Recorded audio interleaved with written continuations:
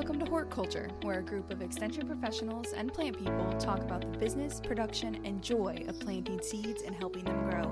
Join us as we explore the culture of horticulture. What is up, plant people? Our cotyledons, our true, Greetings, well, at this greetings. point, yeah, they're true leaves out True there. leaves at True this leaf point, hopefully. True listeners. Been with us since the beginning, as if we've been here that long. But Working on many nodes. many notes. Mini nodes. Speaking of true leaves, my tomato plants are very small right now. They're just not getting true leaves. I'm a little worried that I started late this year. No, remember what we said, right? It's better to have them late too late than early. So, I know, and that's what I was thinking. But I'm worried because my neighbor, I'm looking over the fence, and his tomato plants are bigger than mine, and I'm not happy about it. But they got stunted with our last frost. Not that I'm celebrating his misfortune. I'm just saying, Tim, listen, your tomatoes are that's what big he's yellow saying. now. Tim is saying, Maybe he's on TEDs, tomato enhancing drugs. Welcome to my TED Talk.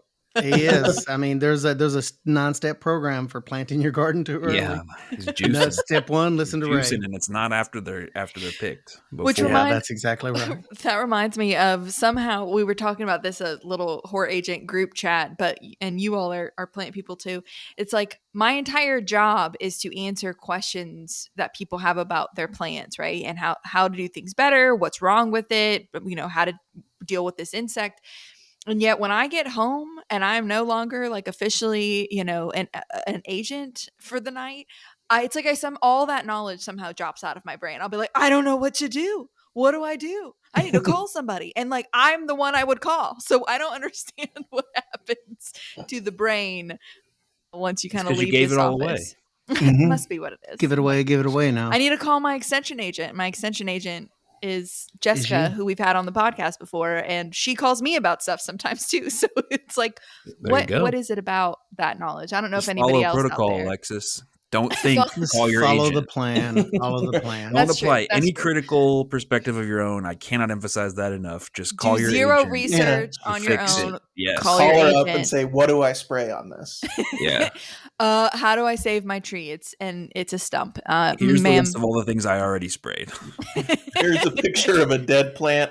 What happened? I poured diesel fuel on it. Is that not like kosher or what are we doing?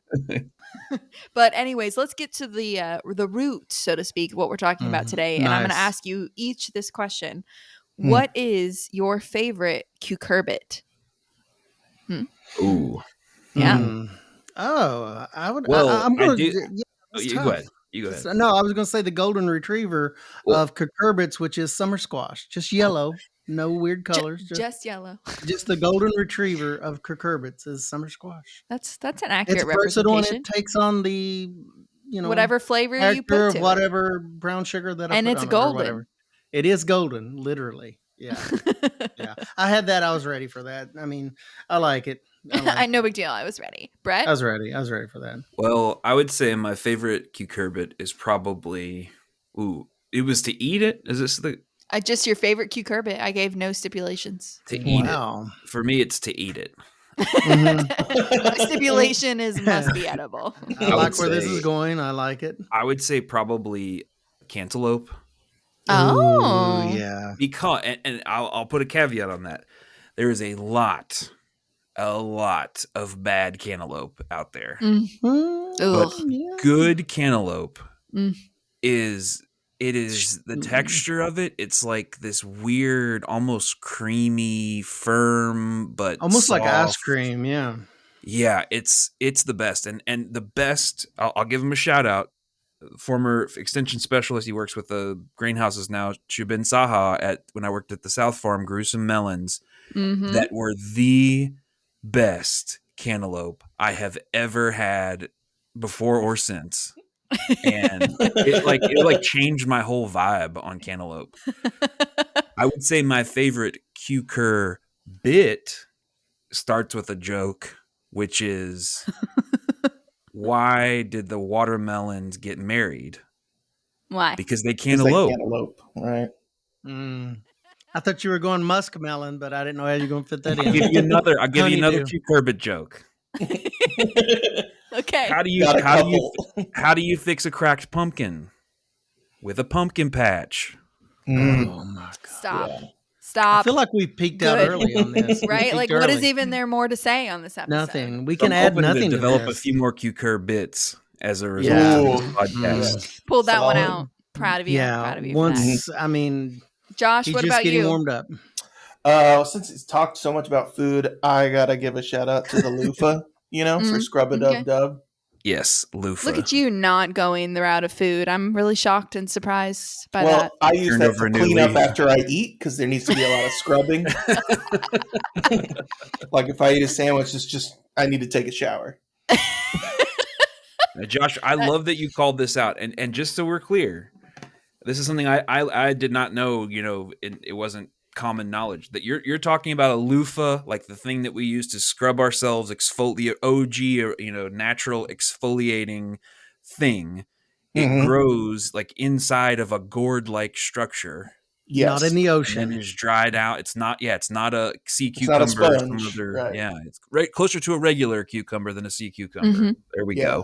go. We grew them on the first farm that I worked on, coastal Georgia, and we took them home and bathed with them. It works, people. It's good for cleaning your dishes and stuff too. So Yeah, we and had then them you like all over the house. throw it in your compost when you're done, when it's getting weird and you got new ones. So Do you guys remember what was the craze a few years ago? The apple gourds. It seems like I don't know what made me think about this. We're Apple talking about gourds. vining crops, but Apple everybody bottom was gourds growing like and the apple gourds, and they really look like an apple. And when you painted them up red, they Yeah. were amazing. Were you guys around for that? Like I remember Might everybody have hearing was been about growing that. apple before gourds. my time. Are you talking like Could have been We're talking like 1910s? early 18, 1800s. right? Yeah. I do remember that, Ray. The Robinson, I think it was at the Robinson Research Center. There, they had some trials of them, and I thought, oh yeah, another gimmick. But I saw them painted up later. Amazing. They look like apple gourd. So it's always interesting to me that, speaking of cucurbits, the wide variety of plants that are included in there, vining, shrub Mhm. types. Some of them are 40 days, some of them are like 70, 80-day plants, but there's such a wide variety of plants Well, and that there's a we can lot talk of about. that reminds me of like how there's a lot of grafting that can go on there, Yes, Mhm. like absolutely. across Yeah. these species. And I remember a grad student was telling me about like I think they were grafting like cucumber rootstock with like some kind of melon, and I was like, Mhm. "What do you Mm. get?" And it's like you get this melon, but it tastes like a cucumber, and I was like, "Well, do you want to do that?" But Ruined it. What would be the motivation again there? Yeah, I was like, "Wow, that's exactly. neat. No, thank you." Pass. No. What's Just your 'cause you favorite, can Alexis? doesn't Amazing. mean you should. So Alexis, did you say what your favorite was already? no, but I will tell you about okay. them. Them. I Okay. have a love obsession with little tiny gourds, just little Mhm. tiny. The weirder looking, the better. I want Like the them to colorful look ones? like there's a kind I have, and I like them because you never really know what you're gonna get. They're called Gremlins, Gremlin Cool. gourds. Oh, Mixed And batches. they're Yeah. little, like about the size of like a softball, depending. Yeah. They're all different shapes and all different colors, and they're just every single one is unique. And I think they are the cutest little things. And when I see them out there, I'm just like, look at the little gourds, and they are so precious. And you know what I've done with them every year I've grown them, which is it's only been 2 years, but I only had space for them for 2 years. You Is I put give them faces just on them and talk to them. Yes. listen. Wilson. What I do with my private time is none of your business. Do not judge her, lest she No, I invoke a I wrath. give them away. Like I just Mm. love because everybody is by the time gourds are ready, it's like the beginning of fall, and people want to Mhm. decorate their front porch or their with their gourds. They can put them like inside in a bowl on on their table if they're into that. I don't really decorate. That's not who I Mhm. am as a person. I get my Christmas tree out on Christmas Eve if I remember. But I freaking love giving these little gourds away because people are so excited and they can just put them anywhere, and they're so cute, and they're white and they're green and they're They yellow. the kind that you can get with like the little craft bell of straw, like the 10-inch craft bell, and they're like in like the scale is proper for that. Yeah, Like but I I've feel seen like people do mine are that. more weird. Are they? Like the ones I Oh, grow are weirder. funky. Okay. I don't know if Okay. it's on purpose, but they look like little aliens, and they're just so cute. Yeah, I'm looking those up. There's apparently a cultivar of gremlin gourd called Super Freak, and I'm guessing that's one that you probably have Super ordered. freak, super Wow. freak. She's super freaky. And I found, so, if they fall, if you're, let's say you have a car and you put down the seats in your car because you need to be able to haul a bunch of things, and maybe a gourd falls down below there and lives its life for roughly 6 months. It's not Okay. going to rot, and I feel like that's something that Mm. zucchini and cucumber cannot say. So I once had a cucumber spin. It didn't let go 6 months. It was discovered, wow, but judgy. it went a while. Well, no. I don't mean it like that. It wouldn't have gone that long if not for the smell giving away its location Yeah. under one of our seats of our car. So yeah, I appreciate that for sure. That Built into reminds me, to gourds. speak of Jessica again, I remember they were growing like birdhouse gourds at one time, and when she got, I think whether she got a new car or something, they hadn't grown them in at least a year, and she reaches underneath the seat in her car, and there's a perfectly like hollowed out beautiful birdhouse gourd that was not dry before it went under there. And Mm. she was like, "Oh, hello. This has been here a while." You can So either do Perfect sun growing dried or condition. shade rotted. Yeah. Take your pick. Take your pick. So yes, we're talking about the Cucurbit family, which, if you're not familiar, as you just heard, is very broad, from edible to something Decorative. useful Yeah. on the skin or in the kitchen, and also just cute little things you can put on your porch steps. Oh. It puts the gremlin on the porch step and They're Yeah. gets the hose aggressively again. cute things. So, aggressively cute is like how I roll. Seems But like if you have one of those gremlin gourds, you have a million of them. Is that the case, Alexis? yeah, it's They're highly amazing. productive. It's Yeah. Okay. amazing. Not that I want to You Do you only need water them like 3 after? plants. Do you to water them encourage after you more. midnight or You can water them whenever. You can't get water fertigate on them, fertigate them and you after? Yeah, can't don't fertilize them. fertilize them after midnight. Oh, nice. Yeah, you can't fertilize them. Yeah. But so we're talking about the Cucurbit family, and the beautiful thing about we talk about families. If you've listened to any of our episodes talking about rotation and how important it is, we talk about rotating by family, and that is because a lot of the same issues happen within a family, as is life in general. So whether you're growing loofah or zucchini or watermelon, a lot of those same diseases and insects are going to affect it. But also that means the same cultural practices, which can, whether you want to grow something new that you've not grown before, a lot of those same things apply. So it can make it a little bit easier to grow a different crop if it's in the same family. So there's two sides of the coin there to look at it. But just And wanted so to give you rotating by family, we just mean not to grow Mhm. two things from the same family in the same area back to back. Like cucumbers and squash would be too Yeah. closely related because they have similar insects and disease problems. And so Right. and so the rotating out would be something Yeah. from a different family, like the one that tomatoes are in, or the bean family or something like that. Yeah, I think Mhm. that once that clicked for me, Mhm. everything else was like it was much easier to understand. And But that's even the needs of the can be things are tough. not Right. terribly Yeah. different from each Yeah. other too. Right. Mhm. Yeah.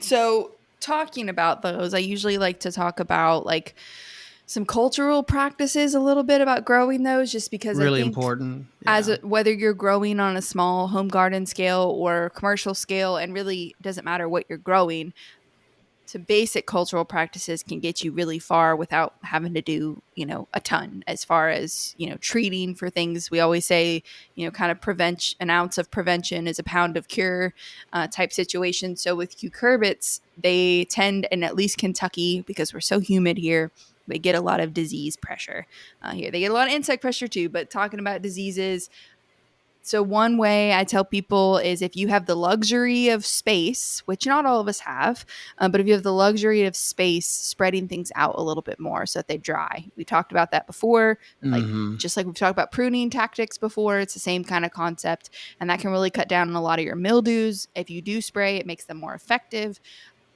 and you just can get down in there into the canopy a lot better. Yeah, and you mentioned sprays. One thing, and it's going to be a recurring theme over. We're talking about maybe doing a individual crop sort of podcast series sprinkled throughout the episodes. But one common theme that you're going to see us talk about is a lot of the garden chemicals and just fungicides and disease control methods in general, they are not curative. They will Mm-hmm. not cure a plant once disease is established. So it's important to remember on cucurbits and all other garden crops for that matter, is that they some of them do a pretty good job at preventing disease spread, but they do not cure diseases. So that's something to keep in mind, and it's super important with all of your vine crops, because Alexis already mentioned the relative humidity at ground level tends to be really high. These are things, if you think about a summer squash, they have a large canopy, they shade themselves very nicely, but that leads to foliage that's wet for a long period of time. They tend to, during the wet season, get a lot of diseases, or they have a high potential for Mm-hmm. diseases. So just remember that if you call your local extension office, they're probably going to tell you that a lot of the disease controls, number one, is cultural things like spacing, space them out, let the sunlight in, let it dry. But the second thing we're going to talk to you about is products, whether it's chlorthalonil, copper, mancozeb, any of those common fungicides that we will talk about with homeowners. All of those are they're not curative; they're preventative. So just Mm-hmm. keep that in mind. It's a big theme in cucurbits as well as other garden crops like tomatoes. Very, Yeah. very important to remember that the cucurbits in general are just kind of a really warm season crop. When I think about this whole classification of plants, we talk a lot about something like a snap bean. A lot of times you can get by with putting that in the ground at 50 degrees Mm-hmm. and do okay. But if you try doing that with a cucurbit, either transplant or seed, the seed's going to rot and the transplant is not going to like it. You're looking at more of a 70-degree temperature at 2 inches depth. So it's a 20-degree warmer soil temperature. It's pretty incredible with cucurbits. And when I think about giving those a good start, it's planting those first and foremost into warm garden soil. They like Getting it those hot. all start. Yes, they absolutely do. And, of course, that impacts diseases and everything later in the season. But yeah, that whole class of chemical, or not chemicals, this whole group of plants Practices. that we're talking about Oh, today. Mhm. Yeah, yeah, yeah. Warm Speaking well, I of weather think kind plants. right. go You go ahead. ahead, Josh.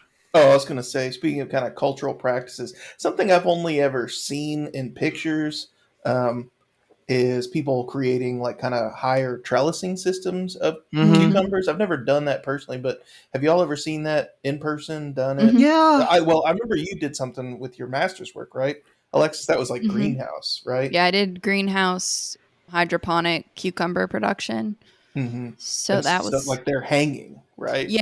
So like you can grow in tunnels or greenhouses if you're doing like winter production and want to, get squash of some kind. So we did English cucumbers and dropped string. So very similar if you've ever seen tomatoes grown on this type of system. You drop string from the rafters basically, Mm-hmm. and usually drop a single string down to one plant, and then you Yeah. clip that plant up the string. And so you don't have to get down on the ground to harvest. It keeps the fruit a lot cleaner. And you can get, if you do spray, which again, you are going to spray whether you're organic or not in Kentucky, if you want, Mm-hmm. if you want that plant to survive, which that's a whole other thing I can talk about. But to get survive for a long time, to get chemicals in there. So because your canopy's up and down, it's a lot easier Mm-hmm. to get in there and to see stuff. So, uh, Cucumbers are so much more well formed when they're hanging. Mm-hmm. mhm, They're so much more perfect. I mean, in shape, it's mhm. crazy. It's Yeah, they don't, crazy. raw. A lot of times we get people who Mm-hmm. will bring in squash or cucumbers that, have a rotten spot on them. And sometimes that's just from sitting on the wet ground. If it's rained for a week, there's really Right. not nothing you can do about it. You can put some straw under them, but, sometimes it's a little bit too late in some cases. The reason I say if you want that plant to survive is because I think that people forget sometimes that these to use the days to maturity of a crop to their advantage. So with some crops, like a pumpkin as an example, you're going to plant that a little bit later in the season. You're probably going to plant that in around June if you want that for, your late September, early October sales, so to speak. But Mm-hmm. that, it takes all that time to get to a big product. But something like zucchini or summer squash is a pretty short window, so you can plant more than once. And so I always encourage people, plant, around Derby Day or whenever your last frost free day is, when your soil temperatures are warm, like Ray said, and then do another set a month or a month and a half later. And by the time that first plant's kind of dying out, just because you didn't want to deal with it, you didn't want to spray it, I get that. then your second one's coming on. And as long as you're kind of maybe having them separated a little bit so that they're not infecting each other, you don't really have to do anything. And then that'll get you through the season. So seed's cheap enough, in my opinion, that that's an easy thing to do.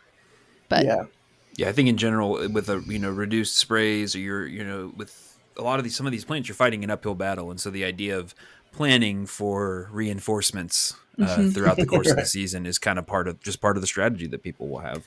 And a big strategy, more so than with just about any garden crop, and I see it year in and year out, is this concept of vectors. When you have something like a cucumber beetle, which is there just about every year, there's some other insect problems, but I'll pick on the cucumber beetle.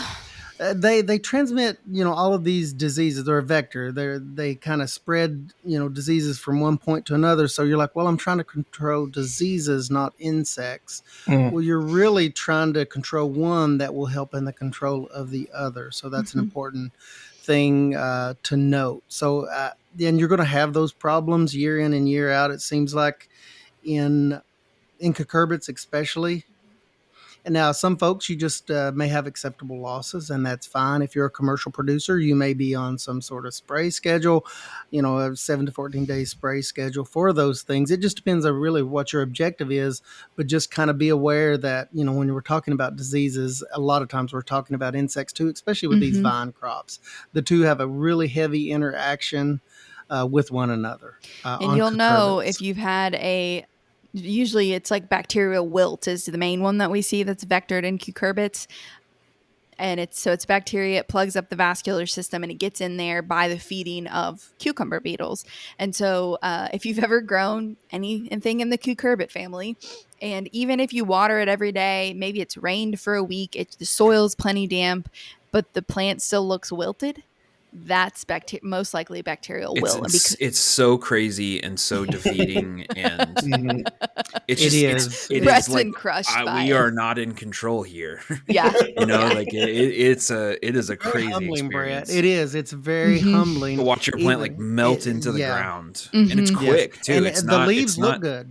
The leaves look good. The plant looks good, nice, dark and green, but you'll just see a wilting collapse, and you throw more water at it, and that doesn't help. Yeah. Those vascular systems are just plugged up with bacteria, so they're not moving water. So it's wilting because it's not getting water. It's wild, but yeah. So that's, if anybody somebody hopefully had a sigh of relief of like they're not the worst gardener ever by their plant just melting. Yeah, we've all been there. Do you ever do the confirmation of like kind of cutting and then pulling apart to see the little like bacterial streaming drool? Yeah, if you're adept at that, you can kind of see that if it's advanced, or you can do the water method. If you're used to looking for that and have a clear glass, you can see the vascular streaming in water. Sometimes it doesn't always work, but I usually have a clean knife blade where I'll put it up against the stem, and you'll see that gummy streaming, and that's a sure sign. There's lots of good websites that Extension has, or lots of good YouTube videos that Extension has that shows that, and home gardeners can easily do that test at home. If you see these symptoms of collapse, even though it has sufficient water, Josh, that's a great kind of at-home thing you can do to sort of diagnose.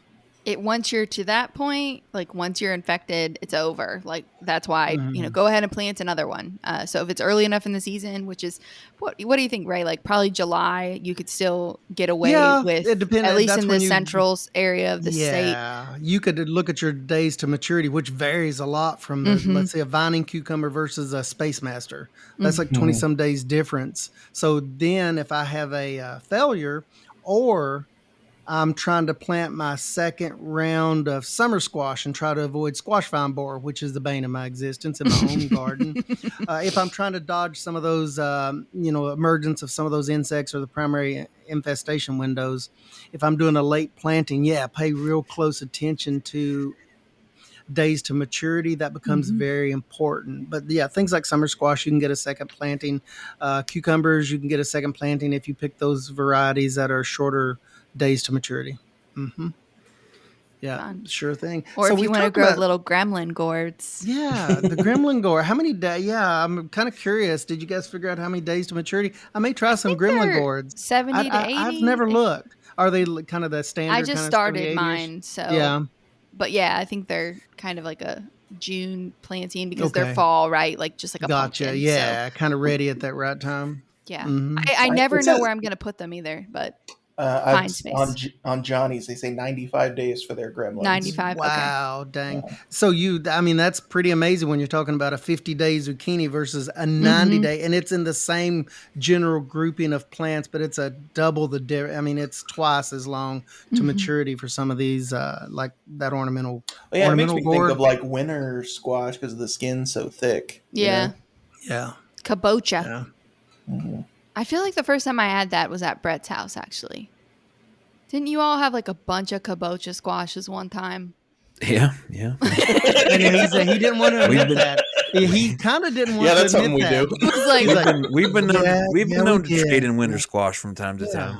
time. Barter. Are you on the barter system for cucurbits, Brett? I mean, Yeah, is there something I need to we know? were growing a bunch of butternuts for a couple of Mm. years, but yeah, we had a bunch of other stuff too. Some of the otter, the blue Hubbard, mm-hmm. Like a and The blue dinosaur. Hubbard's my trap crop. That's the one Those I are grow so as a trap cool. crop. This is a blue Hubbard squash. yeah. Yeah. Ray's referencing the trap crop phenomenon where you plant something that bugs will walk over a cucumber to go Yes. and eat blue Hubbard I love squash. blue Hubbard squash. Yeah. Did you Yeah. net those or anything, Brett, or have to do anything special in Lexington? Some people don't. Yeah. No, we didn't. We've only had Mhm. 1 year. We've only had 1 year where we had like squash vine borer as a Yeah. major issue in our butternuts, and other than that, we haven't had major issues. In at least in my garden space, my experiences with bacterial wilt were actually at the South Farm on research Mhm. plots and stuff. But yeah, I was a little nervous about doing it. I was like, oh, let's bring in a bunch of pests to like draw them in. If they're not here yet, let's send up We want them. We the want them. flare. But luckily, we didn't have too Dinner's much done. This whole group of plants is, I mean, you mentioned South Farm that we're talking about today. Once again, more than any other garden crop, it's so weather dependent.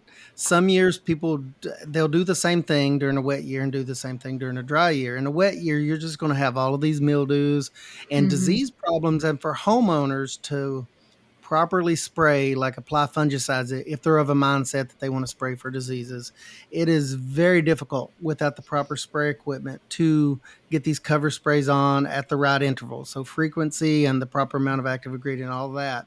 But in a dry year, you just magically have these beautiful crops. And the only difference is like the weather more than anything, even more than tomatoes. I think about these vining crops Mhm. is that some years, despite your best effort, you're just going to get hit really, really hard with diseases with this crop. And I get probably just about as many calls out of this group of plant as I do any other garden plants during a wet season. I just brace myself for all the vine crop questions. It feels like What can I do? What can I do? everything with cucurbits feels like it happens like fast. Yeah. Yes, You know, it they feels grow that way. fast, they go down fast. You'll look at a fruit, and then Live it seems fast, like die hard, man. That's what we do. exactly. I don't know if that's because You they're say moving a dry lot of hard water. or They're die hard? dry hard. Live fast, die hard. That's Yeah. the That's the gourd gourds. motto. Yeah. Yeah, Yeah, there totally. you go. I like it. Once Gremlin again, I gourd. need a That's the shirt. title. That's the title. Live Cucurbit. fast, die Live fast, hard. die hard. That's the gourd growers need that. We need to be writing this down. I hope somebody is There's a cataloging. whole magazine just about gourds, like a monthly magazine about Mhm. gourds. Published by Alexis from her house. Yeah. from If the only. front porch. If only. Yeah. No, someone else told me about that. She used to be a big gourd person, so got me on the train to live in Yeah. the gourd life. The gourd life. One of the things about cucumbers in particular, but you know, cucurbits in general, you know what, when you plant tomatoes, and y'all correct me if I'm wrong, if you plant a tomato plant deeper than where the stem is, deeper than the soil line, there are those little hairs on the stem that will Adventitious fruit. turn to Yep. root. You do not want to do that with a cucumber plant. No, and in fact, I don't know. In this group of, it scares me to try to transplant, or I'm intimidated by trying to transplant like cucurbits overall because they are so delicate. And the only way that I recommend, usually for homeowners, if they're going to grow transplants, is to put them in peat pots where the entire pot goes Mm. into the ground. Because even the process of trying to take that thing out of a plastic package, if you've grown it in a container, can destroy the roots. But yeah, Brett, the proper depth is really important, but they're also just in general super delicate. So think about that if you're Ray, you wanting to just gave me a start. complex because I'm I the didn't think worst. about it at Do all you until you just said abuse that. your Never thought cucurbit? about it at all. Oh, I'm it, so rough. The only plants I'm yeah. careful with are milkweed. Like I'm like throw Oh, it in the Not ground. even these are careful with worse than those. me. What are you? Why milkweed? That's oddly specific, Alexis. Oh, The Yeah. only milkweed plants because I don't abuse they are they do milkweed. not like their roots to be messed with at Well, that all. is cucurbits. Like I mean, don't that's breathe just too hard on squash and them. zucchini. They'll just break off. They Maybe look at you you and fall just apart. don't do it right. Maybe I'm Ray's just violent. just got too his hands I are have just a too powerful. You know, it's I like was like, big, the I have tiny strong baby hands, so hands. maybe like the Yeah. that's robot it. that's Like a that it can't hold never-ending the egg in his story. hand without squashing it. The Right. vampire in That's him is right. like, I can't be delicate. Well, That's but Ray, right. I remember a couple, I don't know how many episodes ago, we were talking about like the concept of the raised bed, Mhm. and that the raised Yeah. bed doesn't mean that you build a little, doesn't have to mean that you build a little No. wood structure and fill it up with whatever soil, but that your family and lots of other families too would grow, I think, cucumbers and Sure. other, maybe other cucurbits in a sort of raised bed Yeah. kind of situation. Yeah, I mean, that's for a couple different reasons, and we sort of touch bases on those here today as well as the other day on the other podcast is soil temperature, which, needs to be very warm, much warmer than the average 50. It needs to be more closely aligned with like 70 degrees. So if you mound up soil into a flat topped bed 2 to 3 inches above soil level, you rake up basically a pile of dirt and then flatten that 24 inches or so across the top. You have your old fashioned raised bed in the garden of soil, nothing else, just a raised mound, flat top of soil. That increases the temperature a little quicker because some of Mm. these things, remember, a long season. You can plant quicker. And also, cucurbits in general are very susceptible to root rots. So Mm. you want fast germination and you want good drainage. And that's kind of inverse to the thinking about water because these things also need a lot of water, but they're also susceptible to root rot. So what that God, means is so needy. good drainage. Good drainage. Yeah, they are kind of needy, Alexis, sort of. But if you have a heavy clay soil, a lot of times you'll get a lot of those root rots or collar rots, and they'll rot at soil level or root level. But yeah, that's a couple of the reasons why you would do that, Brett. And it's, in fact, my cucumbers are in the garden right now growing on little raised mounds, and they germinated a little quicker. They were mounded up, the soil warmed up Cute. nicely. And yeah, yeah, Do you just kind of ever rake up a do mound of you dirt. ever do any of the Three Sisters kind of cucurbits? One of the Three Sisters, right? Hmm. Used to do that, but we had one commercial patch of corn and beans, and I grew to absolutely loathe white half runner beans, which don't vine quite as much as full trellising beans, but they grow up the corn far enough that if you've ever had to go pick sweet corn and beans at the same time, you will never do it again. It's hot, it's sticky, it's uncomfortable, and Mm. you have all these things meshed together, but you did take advantage of the Three Sisters methods of planting and taking advantage of, space and, Mhm. sunlight penetration, all these other things. Yeah. Yeah, we My used to do that. question was always when you do go to harvest the corn and beans, and like beans, you're harvesting usually over time, corn not so much, but I feel like you're stepping on your cucurbit, and that would be maybe I just like Maybe you're am a rough. bull in a china shop or something, but like I feel like you step on the vines to get there, so that was always my like frustration with Mm. that system. But also, I am not an indigenous person who came up with these great ideas, and so I'm sure Yeah. they did it better than we have. So I do like the fact that they shade themselves and they really Mhm. outcompete weeds at a point in the season. I mean, That's true. weeds, if you do shallow cultivation 2 to 3 times in a home garden, that's about all you're going to have to do. Once again, really shallow is the key there. Suppress the weeds, knock back the weeds for the first couple of emergent cycles of weeds. And then most of these things are going to shade themselves well enough to where they're going to outcompete weeds and it's not going to be a problem. Yeah, And that's I one of the generally things about find cucurbits. the stepping on it is a problem with cucurbits. Yeah, a lot of Cucurbits those are roots. not my favorite.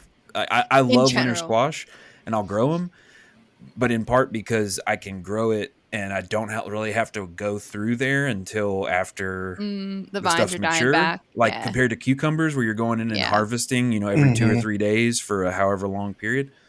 Man, Yeah. it I think there's stresses me something. out. So I relate to what you're saying, Alexis. But Mhm. yeah, I don't That know. trellising, like Josh brought up Yeah. earlier.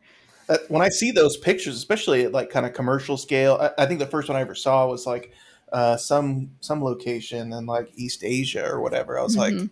that seems like that's the way, Yeah. you Of know, what, Josh? What did you of see growing as like far as those systems? like Trellising, like cucumbers up cucumbers. on Cucumber? trellises, like these Gotcha. kind of structures. I couldn't. It's a it's a photo, so I couldn't quite investigate how it was Mhm. constructed. But like the Mhm. person could just walk through, and it's like They're pretty It's just kind of hanging chill like, to down. do harvest. you want to put the money into the labor of trellising or the labor of harvesting? So, like, because it's easy, I would, Trellising.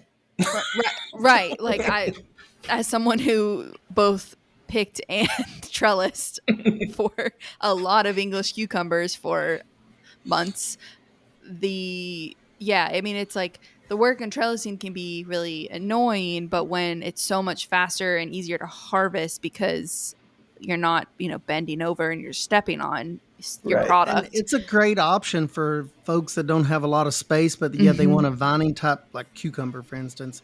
I like the fact that you can go vertical with stuff like that, Hmm. and you can Mhm. take advantage of capturing more sunlight, which generally means more fruit production, more You can have bloom. a pretty arbor that's Yes, covered in Yeah. cucumbers or little look really baby one. nice. The one thing is if you grow something that's going to be a heavier crop, like a melon, like a larger Needs melon or a support. pumpkin or something, it needs some support. So Yeah. that's cucumbers and like loofahs are great. They usually do fine.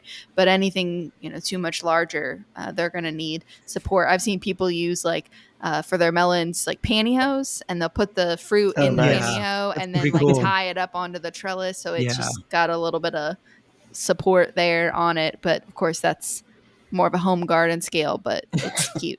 It's You know, fun. going back to insects, they're a big problem in cucurbits. We've already kind of talked a little bit about that. Do any of you guys have any experiences with any of the row covers in vining crops as far as excluding the bad insects? We want the pollinators. Any of you guys have any experience with using row covers to sort of, guard against things like squash vine borer, cucumber beetles, all the bad guys? Although the guys that Yes. want to do bad. Okay. Short Yeah. answer, I yes. mean, And on a so commercial it's scale, Brad, or yeah, I would say simulating a yeah, commercial scale. yeah. Yeah. So there's actually an interesting project that's been going on out at the South Farm for as long as Katie. for a while back. Mhm. Mark Williams and Tim Woods, and now Dr. Dave Gonthier, working with this stuff called it's a type of netting. It's like an insect exclusion netting, which is more air permeable than row cover. But before that, the OG was a form of row cover in the same vein as what we've talked about for frost protection, but it's much thinner.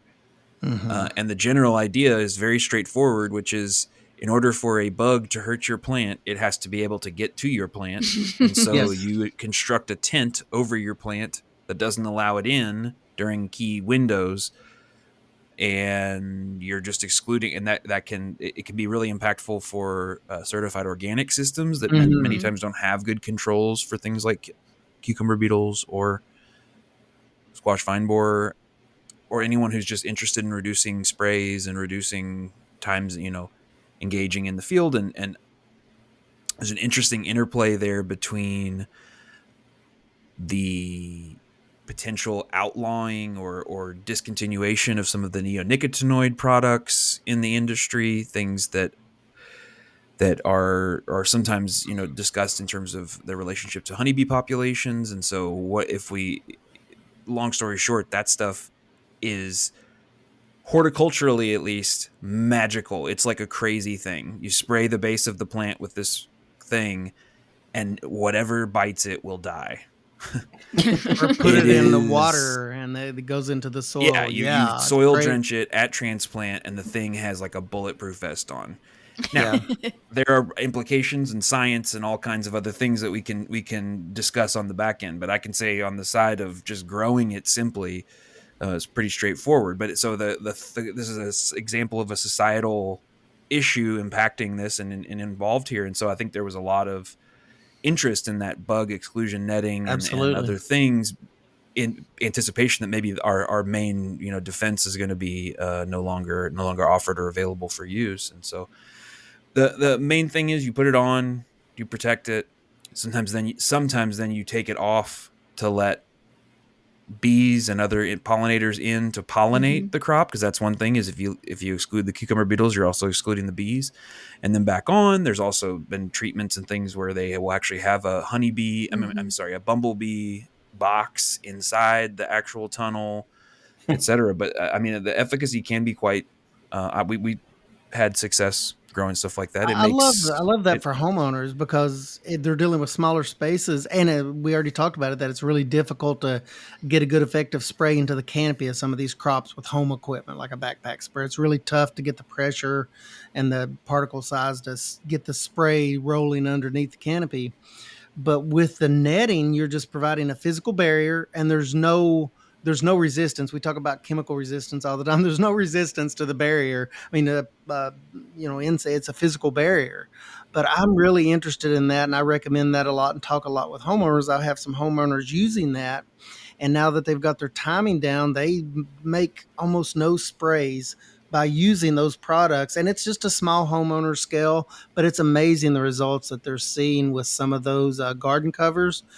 But the main thing, as you mentioned, is just letting your pollinators in late in the season. Yes, some of the guys are going to be around like cucumber beetles that is going to cause issues, but the issues will crop up, no pun intended, so late.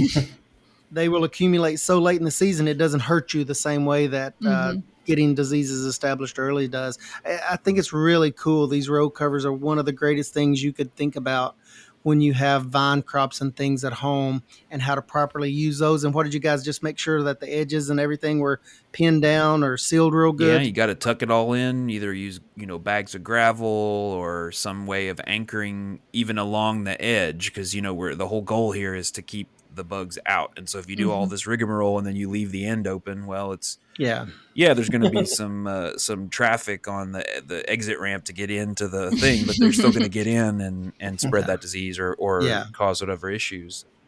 Yeah, and I think there are definitely extension publications and other things out there about how to use those types of approaches, but it's a really cool example of that integrated pest management thing we've talked about before, of using this physical exclusionary control. It's sort of the technological equivalent of picking a bug off the plant, right? You're Yeah. physically keeping it from getting there.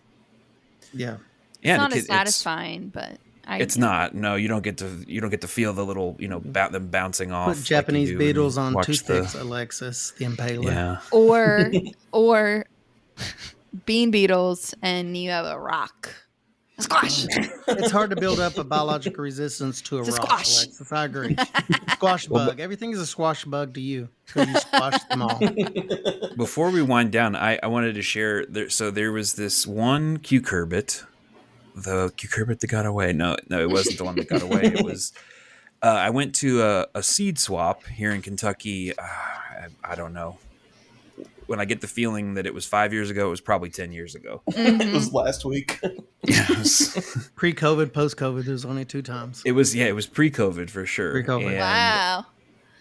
they had this thing there, and things that have absurd names, I can't walk away from. I can't say. And this person was selling this thing Gourds. called a Plum Granny. Whoa. Googling as we Plum speak. Granny, sometimes called Queen Anne's pocket melon. Oh. So it is a very odd. I was like, "What is this?" And they were like, "Oh, it's a Plum Granny." And I was It's like, so "What?" cute. Oh, Yeah. wow. So they are fragrant. They like the melon itself kind of smells. It wasn't as fragrant. I don't know. The ones I grew weren't as fragrant as I was expecting them to be. Technically, they're No. edible, but like the whole vibe was that allegedly ladies in Queen Anne era England would carry them in their pockets as a sort of botanical deodorant / perfume kind of thing. My grandmother always grew those, and I don't never remember them having a good smell for some reason. Little round, like the little softball or little baseball look, very pretty, but I don't Yeah. think she ever did They anything with them. But how did you run onto those? Did you say, Brett? at a I I hadn't was at a heard that seed word seed in a long swap. time. I was Seed at a swap. seed swap in Pikeville, Yeah, well, that would and make sense. Yeah. somebody had them, and they didn't. I don't know if it was toward the end of the day or something. And I came up and I was like, "What is this?" And they were like, "You idiot! They're plum grannies." I was like, Right. They look sorry, Oh. really I similar. They look similar in kind of morphology, definitely not color, to like lemon cucumbers, just like Yeah. another area. Yeah, definitely, that's kind of what they definitely. are. And These there's a are long-standing muskmelon. tradition in the East to grow those, and I'm not for sure why That's what people I was grow trying to those. get at. I was But like, they're in a "What lot is of the home point of gardens. this?" There's a And lot of those in home gardens. I yeah. Apparently, allegedly, the fruit smell really nice. The ones that I grew did Mm, not, but I mean, it didn't smell bad. mm-mm. It was just like it would be like carrying a Wet small cucumber in your pocket. cucumber around. Like, oh, check this out. It smells delicious. It's like, well, I mean, Yeah, I it says guess, but Southern Exposure has Uh-huh. them, and it lists so fragrant 2 or 3 can make a whole room smell like melons. there you Mm, So go. 2 or 3 hundred, maybe. I don't. never But it says, experienced it. Maybe I however, must have taste not let is them. bland. Maybe I was Yeah, they using did them not wrong. taste good. They tasted you, Josh. You were They're talking about all seed crossing a melon with a cucumber, and it's with like a a bad melon idea. flavored or a Yeah, cucumber flavored right. melon. That's It was it. kind of like that. Yeah, it's kind of like Yeah. that. Huh. I, That's a good and analogy for that, actually. and they that year the plants went downhill too quickly, I think, and maybe they didn't ripen to the full effect that they would have had Hmm. as a pocket melon. As a Mhm. pocket melon. Yeah, because I think that was somebody was like, "Oh, it's a plum granny," and I was like, "I don't know what that is." They're like, "Oh, like a pocket melon." I'm like, Yeah. we're You're getting like, back You're from moving are in you the disputing what wrong messing you're with talking me? direction. You about. know. Are you messing with me? Yeah, yeah. No, I They remember used to do those. that with like citrus and like cloves and stuff, right?